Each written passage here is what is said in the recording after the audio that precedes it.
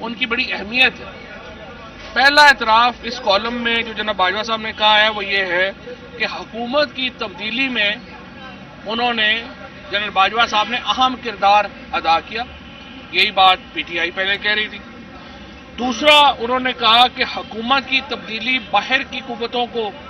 خوش کرنے کے لیے کی گئی، وہ اس ضمن میں کہ انہوں نے کہا کہ بڑے ملک جو ہیں وہ ناراض ہو گئے تھے اور اگر ہم نہ بدلتے تو پاکستان کا نقصان ہو جاتا۔ دیکھیں یہ ایک بڑی بنیادی بات ہے۔ اگر ہم پاکستان کی سوورینٹی، میں اس میں جاتے ہی نہیں ہے کہ کوئی باہر کی قوت ہم سے ناراض تھی یا خوش تھی، جو آج کل خوش ہیں وہ آپ دیکھ ہی رہے ہیں جو آج کل ان کے حالات ہیں، یعنی یو اے ای کے صدر جو ہیں ان کے لیے چھٹی دے دی گئی اسلام آباد میں، وہ رحیم یار خان سے اسلام آباد نہیں آئے۔ ترکی کی حکومت نے شٹ اپ کال دی شہباز شریف کو اور بلاول بھٹو کو کہ آپ اس وقت منہ اٹھا کے ادھر نہ آئیے، ہم لوگ اس میں ہیں، لیکن اس بحث میں نہیں جاتا۔ باہر کی قوتوں سے ہمارے تعلقات اچھے ہوں خراب ہوں، ہم تمام ممالک سے، چاہے وہ امریکہ ہو یا وہ سعودی عربیہ ہو یا وہ ترکی ہو یا یو اے ای ہو، ہم تمام ممالک سے قریبی تعلقات کے حامی ہیں۔ چین کے ساتھ ہم قریبی تعلقات کے حامی ہیں، لیکن دیکھیں یہ ہرگز نہیں ہو سکتا کہ یہ ہمارا قریبی دوست ملک ہو یا دوست ملک نہ ہو، وہ ہمیں بتائے کہ پاکستان کے اندر حکومت کس کی ہوگی۔ پاکستان کے اندر حکومت کا فیصلہ پاکستان کے لوگوں نے کرنا ہے، اور یہ جو کنفیشن ہے، یہ جو اعتراف ہے فارمر آرمی چیف کا جنرل باجوہ صاحب کا، یہ بہت ہی میں سمجھتا ہوں کہ ایک ڈیوسٹیٹنگ ہے، بہت ہی زیادہ یہ پاکستان کی سوورینٹی کے خلاف ہے، اور یہ کہنا کہ چونکہ باہر کی قوتیں خوش نہیں تھیں اس لیے ہم نے عمران خان کو تبدیل کر دیا، یہ بات ناقابل قبول ہے، اور یہ میں سمجھتا ہوں کہ اس کے اوپر غور کرنے کی ضرورت ہے کہ کیسے یہ معاملہ جو ہے اس کو ہم آگے لے کے جائیں گے یا کیا کریں گے، اور یہ کہنا کہ فلانی حکومت چونکہ خوش نہیں تھی تو ہم نے فیصلہ کیا کہ ان کو چینج کر دیں۔ پھر تیسری امپورٹنٹ بات جس میں جو جاوید چودھری صاحب نے لکھی ہے جنرل باجوہ صاحب کے حوالے سے، وہ یہ لکھی ہے کہ جو ان کے مقدمے ہیں نواز شریف کے، ڈیل یہ ہو رہی ہے کہ نواز شریف کے مقدمے جو ہیں وہ ختم ہو جائیں،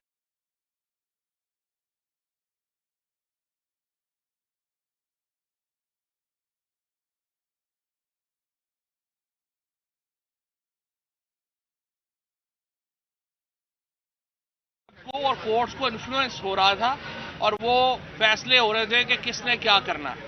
یہ جو اعتراف جرم ہے، یہ جو اعتراف ہے، یہ بھی بہت اہمیت کا حامل ہے، اور یہ ماننا کہ اس کے بعد جو نواز شریف کے مقدمے ہیں اور اس کے ساتھ ساتھ جو شوکت ترین صاحب کا نیب میں مقدمہ ہے، اگر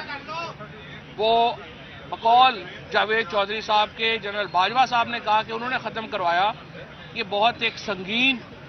میں سمجھتا ہوں انٹرونشن ہے پاکستان کے جوڈیشل سسٹم میں، اور ایک بہت بڑا اعتراف ہے،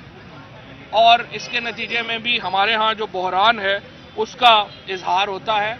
اور چوتھی چیز یہ کہ انہوں نے کہا کہ معیشت جو ہے وہ صحیح نہیں چل رہی تھی اور اس کی وجہ سے ہمیں انٹرونشن کرنی پڑ رہی تھی، اور رضا باکر نے انہیں فون کیا اور کہا کہ بڑی ہیٹ اپ ہو گئی ہے اور اس لیے آپ جو ہے وہ آ کے دیکھیں۔ اب مجھے آپ بتائیے کہ کون سے ملک کا آرمی چیف جو ہے وہ اسٹیٹ بینک کے گورنر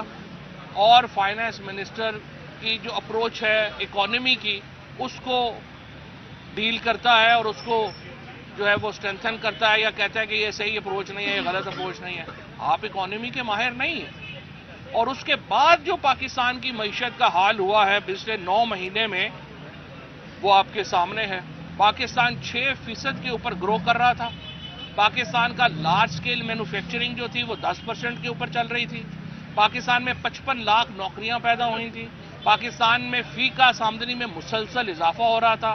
ہم 31 ارب ڈالر کے قریب جو ہماری ایکسپورٹس تھیں اس کے اوپر چلے گئے تھے، اور ہماری ریمیٹنس جو ہے وہ بھی اتنی ہی چلی گئی تھی۔ تو ایک بہت اکانومی، چلتی ہوئی اکانومی کو انہوں نے کہہ دیا کہ وہ اچھی نہیں چل رہی اور حکومت تبدیل کر دی گئی، اور اس کے بعد اب آج ہمیں نہیں پتا آئی ایم ایف سے ان کا معاہدہ ہوتا ہے نہیں ہوتا۔ یہ جو اعترافات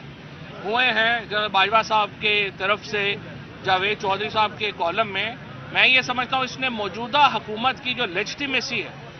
पहले ही हम तो पहले दिन से कह रहे थे कि ये हुकूमत जो है वो लेजिटिमेट नहीं है। हम पहले दिन से बता रहे थे कि इस हुकूमत की कोई जो है वो कानूनी हैसियत नहीं है। लेकिन अब साबिक आर्मी चीफ की तरफ से जो ये बातें सामने आई हैं, इससे इस हुकूमत की जो रही सही कसर थी वो भी ख़त्म हो गई है। इसकी लेजिटिमेसी बिल्कुल जो है वो तबाह बर्बाद हो गई है, ख़त्म हो गई है। और इसीलिए हम ये समझते हैं पाकिस्तान के बहरान का हल जो है वो सिर्फ और सिर्फ नए इंतखाबात में है। और जितनी जल्दी हम नए इंतखाबात में जाएं उतनी जल्दी हम पाकिस्तान को बहरान से निकाल पाएंगे। शुक्रिया। साहब ये बताइएगा कि कल कैप्टन सफदर ने एक बयान दिया है कि वोट को इज्जत दो का जो बयानी है मुस्लिम लीग नून ने खुद जो है दफन कर दी है, और